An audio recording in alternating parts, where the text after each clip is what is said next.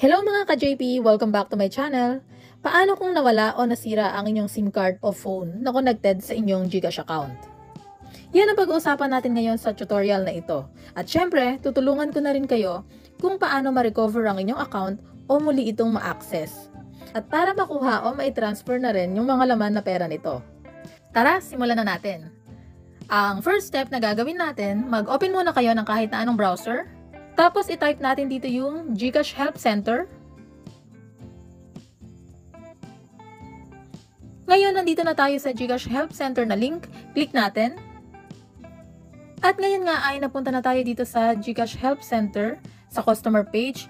Ngayon, tatype natin dito sa search bar yung keyword ng ating hinahanap. Halimbawa, nawala yung SIM natin. Pwede nating ilagay yung lost SIM card. Search natin to. Ang pipiliin natin ay itong pinakauna dahil nawala ang ating SIM card. Pwede rin dito yung na-deactivate or na-damage. Kung sakali naman na nawala ang inyong phone, ito rin yung link na i-click ninyo. Siyempre, pag nawala ang inyong phone, mawawala na rin ang inyong SIM card. Kaya same process lang. Click na natin to. I-scroll up lang natin. At ang step 1 ay temporarily magre-request tayo na i-block ang ating GCash account.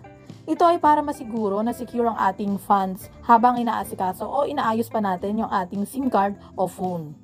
Okay? Ngayon, i-click natin to. Meron tayong makikitang link dito na mag-fill up tayo ng form para sa ating request submission. Ngayon mga ka-JP, itong step na to na pagpapablock ng ating account, yan ay optional lamang. Kung kayo naman ay kampante na hindi mawawala ang GCash fund ninyo habang hindi ninyo ito ma-access, pwede ninyong i-skip o lagpasan na yung step na to. Pero ako ay highly suggest na gawin ninyo tong step na to para masiguro na walang ibang gagamit o hindi ma-hack ang inyong GCash account habang ito ay hindi ninyo ma-access. Okay? Ngayon, i-click na natin yung form para makapag-request na tayo. Ayan, pagka-click natin, mapupunta tayo dito sa Submit Ticket. Ang kailangan natin gawin dito, una, ilagay muna natin yung ating email address. At huwag kalimutan sa paglalagay ng ating email address, dapat ito yung active email address na talagang ginagamit natin dahil dyan natin i-check yung update ni GCash sa ticket na ating isasubmit. Then, ilalagay din natin yung ating GCash registered full name, yung country kung saan nakaregister ang ating GCash account, tapos maglalagay tayo ng ating active mobile number. Kahit na anong number na ating ginagamit dahil baka magpadala si GCash dyan ng text message o kaya any notification. Tapos meron ding account type na pipili na lamang tayo. Click natin yung arrow down. Ayan, pili na lang tayo sa mga options. Tapos ilalagay din natin yung ating lost mobile number. Ito yung mismong number ng ating GCash account na hindi natin ma-access dahil nasira nga yung ating SIM. Okay? Huwag tayong malilito. Itong naunang mobile number naman, ito ay yung kahit na anong number na ating ginagamit kasi baka magpadala din si GCash dyan ng mga notifications or updates. Baka kasi malito tayo, okay? Ngayon, ilalagay din natin yung first name, middle name, saka yung last name, and then yung date of birth. Tapos, ilalagay natin yung email na nakaregister sa ating GCash account. Then, maglalagay din tayo ng additional information about sa ating concern. Ikwento natin kung ano ba yung nangyari. Nawala ba yung SIM card natin, nanakaw, nasira yung phone. And then, upload a photo or attachment that can help us assist you with your concern. Any photo or attachment na pwede ninyong magamit as proof. Halimbawa, picture ng inyong phone o kaya SIM card na nasira, pwede ninyong ilagay dito. And then, ikiklik na ninyo yung submit. Pagka-click ninyo ng submit, mga ka-JP, huwag kakalimutan na i-check ang inyong email address. Yung email address na nilagay ninyo kanina dito sa unahan. Dahil dyan sila magpapadala ng update. Yan yung para sa step 1. Ngayon, lipat na tayo dito sa step 2. Dito naman, magre-request lang kayo ng SIM replacement para ma-restore yung number ninyo. Click natin. Ito mga ka-JP ay mabilis lang. Nagawa ko na din to dati. Ang kailangan nyo lang gawin ay pumunta kayo sa pinakamalapit na store ng inyong network provider. Halimbawa, gumagamit kayo ng Globe or TM o kaya Smart TNT. Hahanapin nyo lang yung pinakamalapit na store nila at doon kayo magbibigay ng requirements para bigyan nila kayo ng SIM card na may kaparehas na number dun sa nawala ninyo. Kailangan nyo lang mag-prepare ng one valid government issued ID para sa postpaid. Tapos kung prepaid naman, kailangan ninyo mag-prepare ng 2 valid IDs saka notarized affidavit of loss. Meron din ito sa mga mall. Ako dati dun sa pinakamalapit na mall ako nagpunta, tapos dun ako nag-request ng SIM replacement.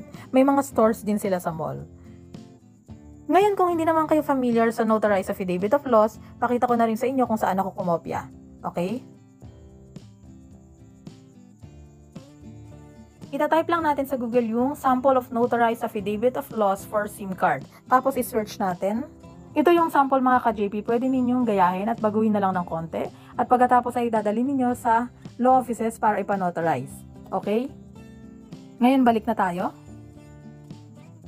Ngayon kapag ready na yung mga requirements ninyo at pumunta na kayo sa store, bibigyan na nila kayo ng SIM card na may kaparehas na number. Mabilis lang naman yung process na yon, okay? I-back na natin. Ngayon mga ka-JP, kung tingin ninyo hindi ninyo magagawa yung step na to dahil nahihirapan kayo, pwede rin naman nating i-skip to o lagpasan. Okay? Kung sakali na hindi na kayo makakapag-request pa ng bagong SIM card na may kaparehas na number, pwede ninyong ipatransfer na lang yung laman ng old GCash ninyo sa bagong GCash number ninyo. Dito tayo agad didiretso. Dito sa may step 2B, ang gagawin nyo na lang ay mag-request na i-transfer yung mga funds and services mula sa inyong old number papunta sa inyong new number. Okay? So dito, kailangan ninyong gumawa ng isa pang GCash account at ipa-fully verify yon para ipa-transfer nyo na lamang doon yung laman ng old GCash account ninyo. I-click natin para makita yung steps. Okay, kung magre-request kayo, ito yung guide. Kailangan nyo rin mag-prepare ng ID, tapos selfie kasama ng inyong valid ID.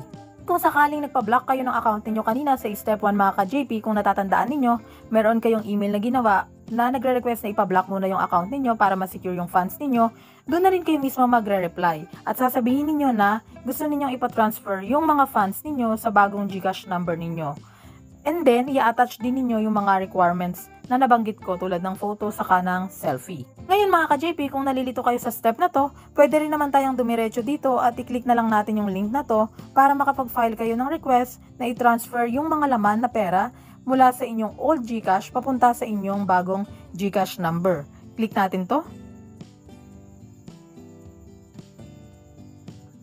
At pagka-click nga, ito rin yung kailangan ninyong fill upan. Kailangan ilagay ang inyong email address, GCash registered full name, yung country, tapos yung inyong active mobile number, tapos ilalagay ninyo yung old GCash mobile number, ito yung GCash ng nawawala o nasirang SIM ninyo, tapos yung bagong GCash mobile number ninyo kung saan itatransfer yung mga laman na pera ng old GCash account ninyo.